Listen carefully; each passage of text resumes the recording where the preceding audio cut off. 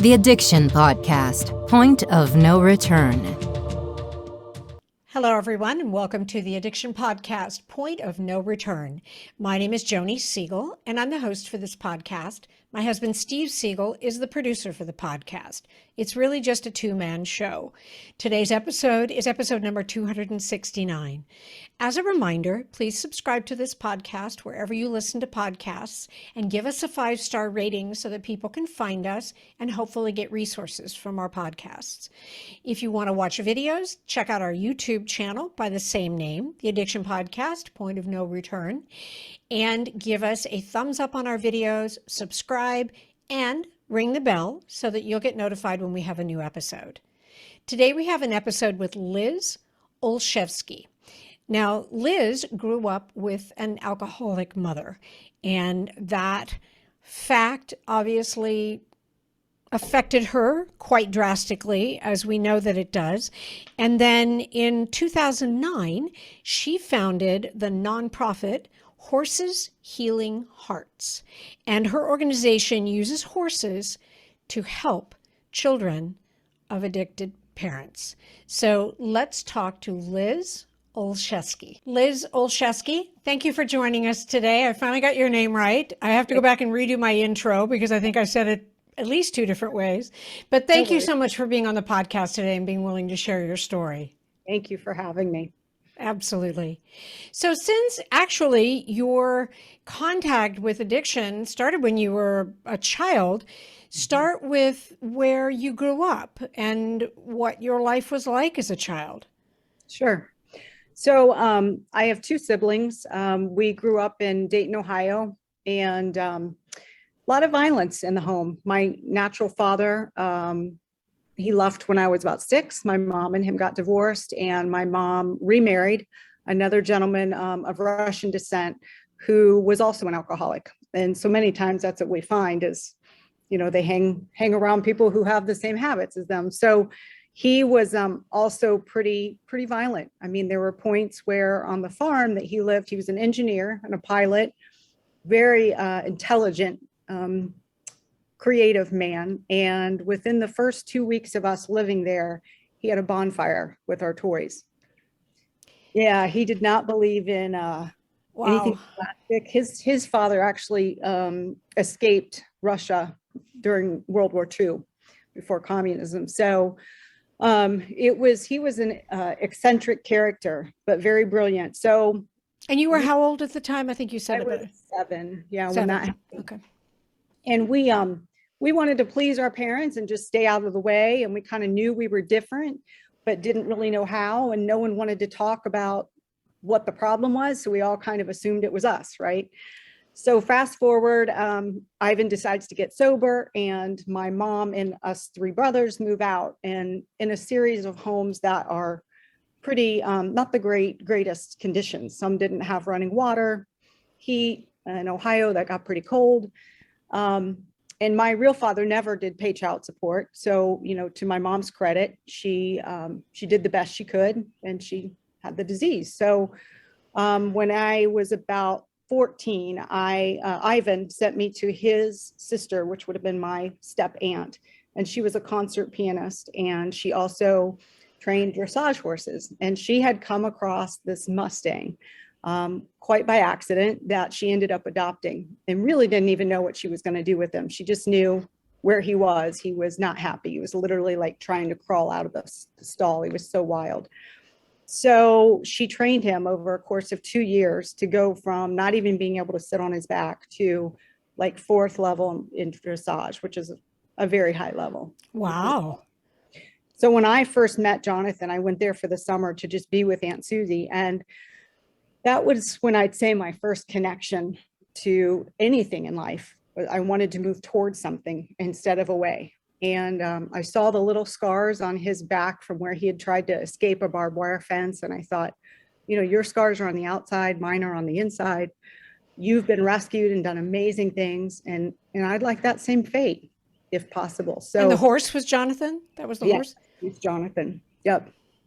So that summer was incredible. And I learned not only from riding and connecting with Jonathan, but Aunt Susie, you know, her and Uncle Jim would have dinner and have open a bottle of wine and drink about half the bottle of wine and then recork it and put it away. And I thought, what strange behavior. I've never seen anybody not go through 3 bottles of wine. That's just weird. So anyways, I learned a lot. Then I come back and my mom is diagnosed with 6 months to live because of liver disease.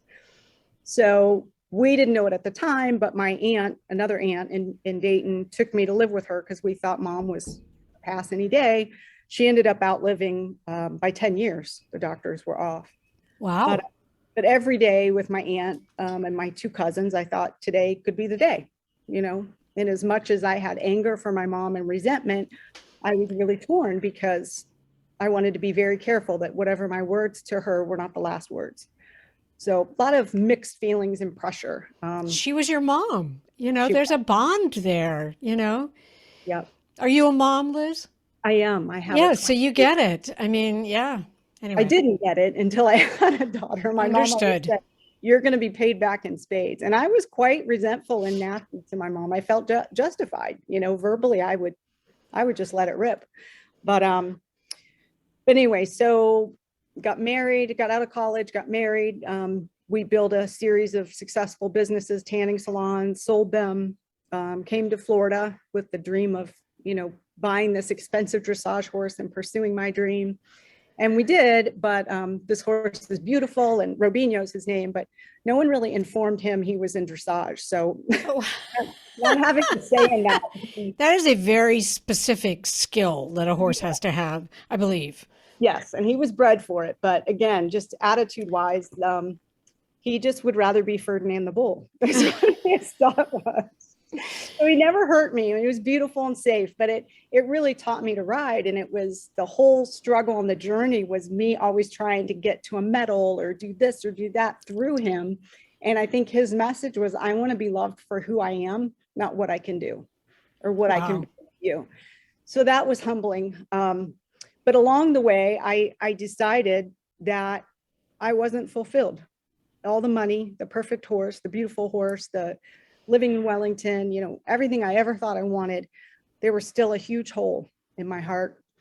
And I can remember doing this thing that Tony Robbins recommends. It's called the graveyard, no, the funeral. I forget the name of it, but you envision the end of your life and your funeral.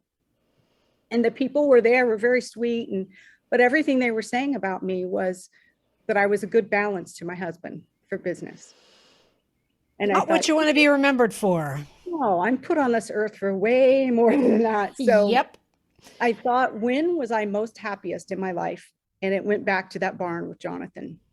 And I thought, I kind of had this vision of like a pond with like little pebbles being dropped in it and ripples. And I thought, that's the effect that Aunt Susie had on me in terms of me being successful. Certainly there were other people, but another Tony Robbins thing is he says, if you're stuck, just ask the right question. And I had been writing a book for several months and just didn't feel like I was ready to put it out. So I said to myself, how can I help children, which is the goal of what I wanted to do, and involve horses, because that's my passion. And it took about 3 or 4 months, but I was sidewalking at another group and it got out and I saw this little bumper sticker with the puzzle piece floating away for autism. And it said 1 in 100. And I thought, it hit me like a bolt of lightning. If they're 1 in 100, I know children of addiction is like 1 in 4, shockingly. Plenty of people that need it. Horses helped me. Why not? So I went home, told my husband. He said, is it being done? I said, no. He's like, maybe there's a reason. And I said, screw you, I'm doing it anyways. You've now egged me on to do it more. So I did. I started it with 2 kids and about $75 in the bank and no barn. And we've been doing it for 13 years. And we've been as high as 40 kids. Right now we have about 20 kids on board, but we've helped over 600 families. And we've also do equine therapy for the adults. So we've done over 6,000, worked with over 6,000 clients, individual clients for the treatment adult side of it. But so it's come a long way. And I tell people now we have less than $75 in the bank, but we're still going. But so that's it. It was my life's work, and it's certainly been challenging to start this. And it's it's been the hardest thing I've ever done, but it's been the most rewarding. And the horses are so, again, I was telling you earlier, and I don't know how you want to pull this in the conversation, but there are real scientific reasons why it works. Interesting. How many horses do you have? So I own my one horse who's now in Tennessee, but what we did, again. Is that the one that didn't want to do dressage, that one? Exactly. Okay. He's retired. Rubino. So I didn't have a barn, and that was another one of my problems. And so another thing, this feels like a Tony Robbins commercial, sorry. It's all right. Another thing he says is don't reinvent the wheel, find somebody who's already doing it. So I got online, I found a place called Horses in the Hood in California. And what she did was she would bring the kids in for 6 weeks, inner city kids, and work with them and then send them to another barn. So I thought, I'm in Wellington, like the epicenter of the equestrian, performance world. Certainly there's a ton of barns.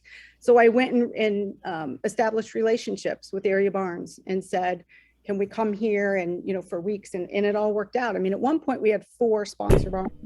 The most challenging thing is to find a place that can be ambient air conditioning that's not filled with hay or tack or something, because these kids, sometimes they're opening up about sexual abuse, you know, and it's not appropriate for somebody to be coming in and getting their bridle right in the middle of them.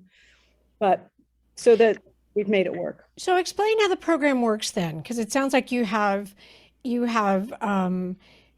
like a little bit of therapy involved with just the interaction with the horse. So explain how it works. Sure. So the first thing I started was, it's called prevention education, and there was logistical intentional reasons for that, for insurance. But so what happens is kids, to describe it to most of the people, is I just say, think of Pony Club meets Alateen meets Breakfast Club. For those of you who are old enough, I'm dating myself, for Breakfast Club. Yeah. But 2 hours every other week, and they come to the property in Delray. So we've been in Delray Beach for the whole 13 years. And we have a little clubhouse that they built for us, like 12 by 20. The kids come there, and there might be 4 to 8 in a group, and it's separated by ages. There's elementary and then middle and high school. And they're on property for a total of 2 hours. But the first 20 minutes is typically highs and lows for their week. So it might be, I got an A on a test, to my dad's on life support because he overdosed. So it's a wide range. And then the next thing we do is we work through a curriculum it's put out by SAMHSA, the Substance Abuse Mental Health. And it's basically life skills that they're not learning at home. So coping, feelings, decision-making, safe people. Our goal is to give them the tools so that regardless of whether mom or dad gets sober, they know how to help themselves to the degree possible. That's huge. Yeah, it is. I mean, that's huge. That is really big. I mean, we do such things, and this always makes people take a step back, but we literally go on with the kids that if you have to get in the car with somebody who's drinking, that's wasted, and they shouldn't be driving, but you also know you could get hit if you don't get in the car. The safest place for you to be is the back seat in the center, and zip your lip. Hard to teach that, and yet that's a life skill for the situation that they're in. It makes me sad, but anyway. True, but it's necessary. So, Yep. So then we go through this curriculum, and then after that, the front barn brings up people with the horses, and they all get like a 15-20 minute time to ride. And, we're not trying to build Olympic riders. We're giving them exposure to the horses. And that's a whole separate kind of thing in and of itself. But, and then at the end, we do 3 words to close the experience. And 3 words might be hot, bumpy, stupid horse wouldn't go. And that's one fascinating word. But I had a girl one time say that she's like, I can't do 3 words, but I was cantering and I got to hold to the strap, to the bucking strap. And the facilitator, who's so good, said, what's your bucking strap in life? And she said, my faith. That because it keeps me centered. It's there whenever I need it. And I can stay balanced with it, so there are so many metaphors, and these kids are just so, they're so resilient and bright and deep thinkers like that. So, Yep. yeah. But how old was she? She was about I think 11 when she Okay. said that. Yeah, Wow. Yeah. Wow. it's amazing. So how young a child do you take? How young can they go? 7 to 5? 17. No, Oh, 7, 7. Okay. 17. Yeah. Okay. And how many children would you say that you have helped in your 13 years, if you had to add it up? Maybe you said that. Anyway, I'm asking again. Yeah, no, I said 600 families because Okay. I count the folks who are the adults. I mean, it's definitely over 150 just from the children's program in the last 13 years. And what we want people to know is that there are kids who come in that program and stay for 7 years. Funders came and looked at the program and said, okay, you want money, you're having a breadth of impact, but you're not, or excuse me, you're having a depth of impact, but not a breadth. Like you need to help Right. more people. So this program needs to be like a year long, And so we tried that. We lost a bunch of kids. And these kids will come in and they're very used to regulating their feelings. They know not to get their hopes up. So one of the first questions is, how long can I stay here? And it used to be, you can stay as long as you want till you're 18. And then you could see them take a sigh of relief, because what they're doing is preparing themselves. If this is a 6-week program, I'm not going to get too attached. Right. That's what they have to do in life. Yeah, That's heartbreaking. it is. And so how long can they stay now? So they're limited now? We tried it for a year, to limit them for a year. And ironically, our CFO was one of the ones behind it, saying that makes sense. We need to reach numbers. And then we had somebody do a movie on us that made it to the Palm Beach Film Festival. And in watching the movie, one of the gals who speaks, her name is Tiffany.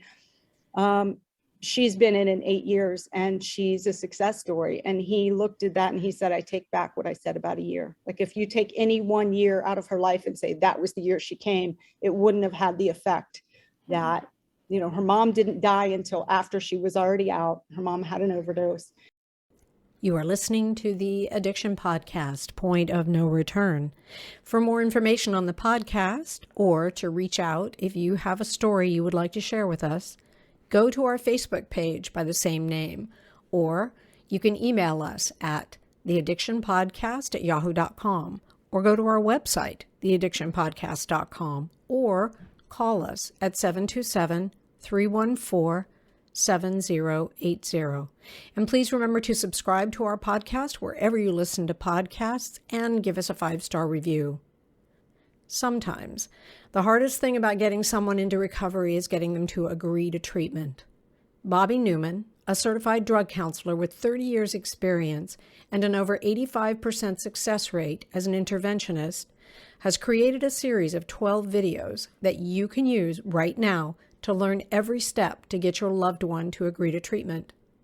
Call 1-833-918-0008 today and say the word podcast to get a 10% discount. Or go to newmaninterventions.com and type in the word podcast for a 10% discount. This service comes with a free 1-hour consultation with Bobby. She's now a realtor and she just sold $2 million worth of real estate. She bought her first house when she was 20. Wow. And she'll say that what this program taught me, if it weren't for this, I would just dig my heels in and say, I don't want to do this thing called life. But I know just a day at a time. So he said he takes it back. And I'm like, good, because I wasn't ever going to listen anyway. Yeah, no, you can't put a limit like that on what it's going to take to heal someone. Everybody's life is so different and their circumstances change. Exactly. Mm-hmm.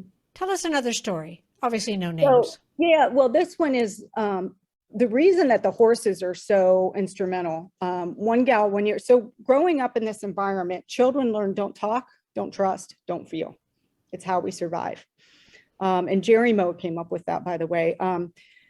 So we explain when the kids get there, if you're going to interact with horses are prey animals, and their predator would be like a cougar. If a cougar were laying at, their 80 feet is their energy field. If a cougar is laying at 79 feet, faking, sleeping, a horse knows the difference. And that's how they've survived millions of years. So how that relates to us, when we step in that 80 feet, we have to be congruent. We have to be matching. It's just a fancy word for insides match our outsides. If we're not, the horse goes, what are your intentions? Are you going to eat me? You can't hold two truths. So we tell the kids who've stuffed their feelings for so many years, you have to feel your feelings. The horse isn't going to attack you. He just won't connect with you, you know? So I literally had a girl raise her hand and she said, what if you've forgotten how to feel?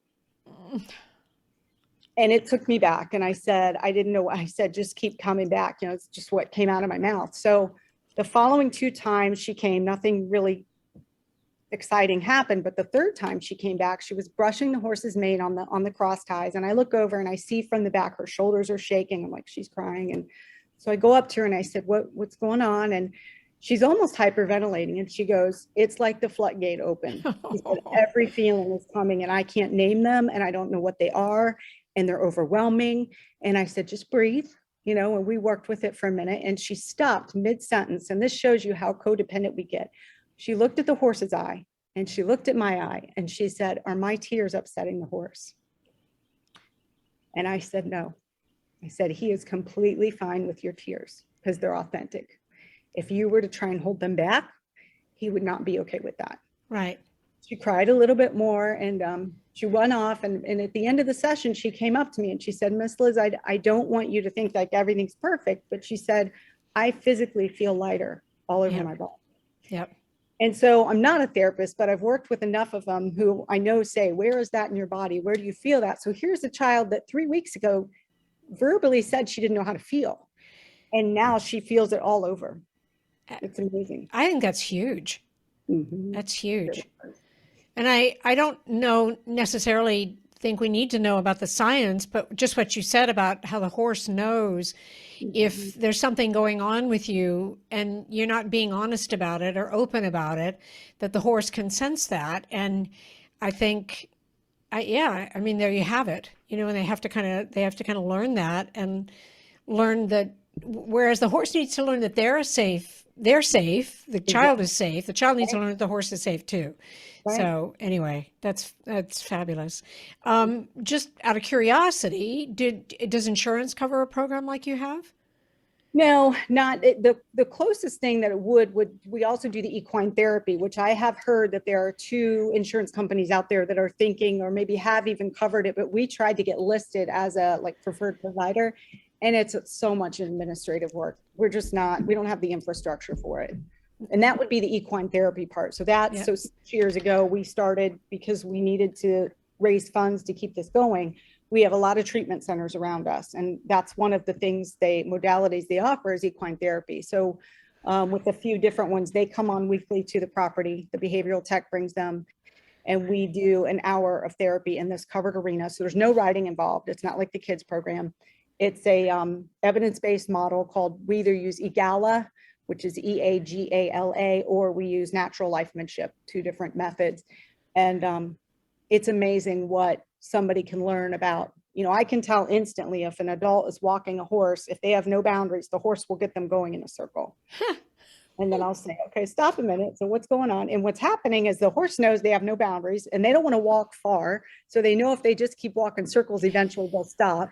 So they're just going in and in and in, and the person doesn't want to keep them out. So I'm like, so let's start teaching you boundaries, you know? And after we teach that, I tell them boundaries are the kindest thing. Brene Brown says this, kindest thing you can do for someone, as long as they're frequent, early, and light.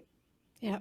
Do them early and we do them light and we say, look, this is how I work best. It's how do you feel about that? And let's talk about it, versus letting the resentment build up. And then we have to scream and yell and push and we're hateful, and that's never good. No. So, and note to insurance company, if anybody listening just happens to work for an insurance company, what a concept to possibly fund programs that work and produce beneficial results. I'm just putting it out there. Yeah, thank you. Thank you. There is a scientific study that cortisol, our stress hormone, is actually reduced. I think University of Washington did that. And if you just Google cortisol study, Washington, it'll come up. Right. What's the name of that film, and is it available for people to see? We've not listed it yet on Amazon, but I am going to list it. It's called Without Wings. Okay. And it's pretty soon it'll be available on Amazon. Yeah, and if you don't mind me offering this, if you No. edit it out, you can also edit this out. But I did a personal movie called Trauma to Triumph, which is more of my story, but leads into that. And that's for sale with, I think it's called FMS Productions. I have to get that right, but that's where people go to purchase movies for treatment centers and for motivation for women prisons, things like that. Okay. So Cool. sorry, that's my own unapologetic plug.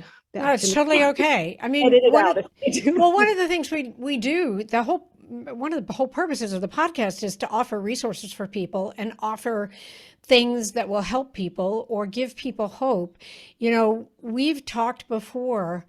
I can't remember if we've done an interview like yours or not. I think we've done spouses who are married to someone who's addicted, but we've talked before about how some of the worst people affected by this whole, and I call it pandemic because it's bigger than COVID will ever hope to be. Some of the people who are the most affected by this pandemic are the children of the adults who are addicted to either alcohol or drugs. And, you know, if you're listening and you are addicted to alcohol or drugs and you have children, yeah, you need to take note of this. And if you think that it's not affecting your child, you're like dreaming, because it will affect your child. And if you are a child, even if you're a grown up, I mean, just reach out for help. You know, you shouldn't have to go through what, you know, Liz went through. You shouldn't have to experience something like that. So anyway. A great resource too is called NACOA, National Association for Children of Alcoholics or Addiction. And that's NACOA.org. In fact, they are the ones who Sesame Street in the past 2 years started doing skits on addiction. And you know, when Sesame Street starts addressing it, it's time. But they actually went to Sis Wenger, who's the president of NACOA, and Jerry Moe, who people call the kind of the father of children of addiction, and asked them for the appropriate wording to do the skit with, because there's so much shame and judgment in this industry. And we even have changed our language that when we're talking to the kids, instead of saying, you know, it must be really difficult that your mom's an alcoholic or an addict, they're really advising us to stay away from the ICs and saying it must be very difficult that your mom misuses drugs or alcohol, because she could have prescription drugs that are prescribed, but she chops them up and snorts them in 2 days instead of making them last 30 days, you know. So it's better language, and words matter. And it's very hard. I've never thought that over 13 years we'd still be struggling with how to say this with our mission statement, and depending upon the audience, you know, how to say addiction. It's really difficult. Yep. You know, I think a lot of times parents have shame when their child is addicted. But what you may not know, listeners, I know Liz knows it, but what you may not know is that the children of addicted adults have shame because they think it's their fault, just like you may think it's your fault. So don't lose sight of that, because children go there. Yeah. And a lot of times you're right. Parents will come to me and they'll say, I don't think, you know, I've stopped using, my husband still uses and he's not in treatment yet, but I don't think they remember much. And, you know, I always just smile a little. I don't say much because they don't want to hear it. But trust me, kids notice everything. And the things that don't get discussed, they're in that egocentric age of their development. So everything is about them. So they immediately say, and even how it goes into adulthood, like when I was in junior high, I always needed somebody else's affirmation that my judgment was correct. It's like, oh, he's cute, right? Do you think he's cute? And somebody described to me how that happens is an alcoholic father will be out late, mom cooked dinner. He comes home late, but he gets toys or candy before, gives it to the kids. The kids are all excited. They forgive. Mom is still super angry. They get in a altercation. The kids go to bed, but they're hearing the violence. The next morning, maybe one of them wakes up while mom's doing breakfast and says, what happened last night? Like, I heard it and this, and mom's thinking dad's going to come down any minute. Shh, nothing happened. Everything's okay. Stop talking about it. Everything's fine. And so the kid is going, wait a minute, I was here. I know it wasn't fine. I heard it. So that happening over and over, you start going, am I crazy? Yep. And you know, you have to be somewhat politically correct because it's the business you're in. But I'm going to say right now, if anybody listening thinks that their child maybe didn't know when they were addicted because their child was really little and didn't remember, if that makes you sleep well at night, fine. It's not true. Mhm. Sorry. Get them, Joni. It's not, you know, when people go, children don't remember. Yeah. Of course they do. We want to tell ourselves again because of the shame. Yeah. And that's one thing. And I don't want to get too far off, but that when you talked about the fact of the discussion of whether it's a brain disease, that's when I hear that, I feel like talking about it as a brain disease is the only way, or one of the only ways that I know of, is to start taking the shame stigma away. But yet I never thought about it the other way of what you discussed on a previous podcast. So it's such a complex issue. It is. It is. The problem, without getting into the whole brain disease thing, I mean, one of the problems is that sometimes then the treatment becomes more drugs. And our whole goal is for anybody listening who has a problem with drugs or has a loved one who has a problem with drugs, we just want them to be clean and sober. We don't want them to be dependent on anything, any substance. And so, you know, that's just one of the problems with that. And yes, we have expressed opinions on that subject, but I just want to thank you for everything you're doing. And I want to thank you for being willing to share your story. You know, you don't have to do that. You know, you do it because you care enough about what you're doing and the children that you're helping. And that's huge. That's just huge. Thank you. I do it because this is the silent children who are suffering. And if we don't, who will? No one wants to talk about it. But these are our future leaders. And if we can give them coping skills to figure out a way, it's just going to keep repeating the same generational cycle. So I thank you for giving me this opportunity. Absolutely. And I would like to say that you were talking about a pebble earlier that you drop in the water. Every child that you help is going to have a ripple effect because they're going to be able to influence others. And so you never doing what you do. It's kind of similar in some ways to what we do with a podcast. I don't know that we will ever know how many people are helped from either listening to the podcast or, you know, doing your program. But that's why we keep doing it, because we know. That's awesome. You guys are great. How many you've done in the last 5 years? Yes, we're in our 6th year now. And I think this one I said was episode number 269. Congratulations. Thank you. Thank you. And thank you so much for what you do. Of course. Thank you for having me. Fascinating interview. Different perspective. I think we've had some people who, you know, were themselves addicted and had parents who were, and that's kind of how they ended up down that road. But Liz didn't go that way, and yet was very deeply affected by her mother's alcoholism, which is absolutely expected. You know, I think sometimes people think, oh, children don't listen, or children don't understand, or children probably don't remember. It's really not true. And I don't say that to make you feel bad if you are an addicted parent or a parent in recovery. I say that because you need to be aware of it. And if you have children and you are in recovery, but you were an addict when they were little, check out this organization and see if there's one in your area and get them some help, because you'll be surprised what they know, what they remember, and what they understand. Again, the organization is called Horses Healing Hearts, okay? And you can find them online. And yes, anyway, something to keep in mind. If you are addicted or you know someone who's addicted, please don't wait, get help. We're heading into summer. Not that that is relevant, but get help, okay? And we'll be back again next week with another interview.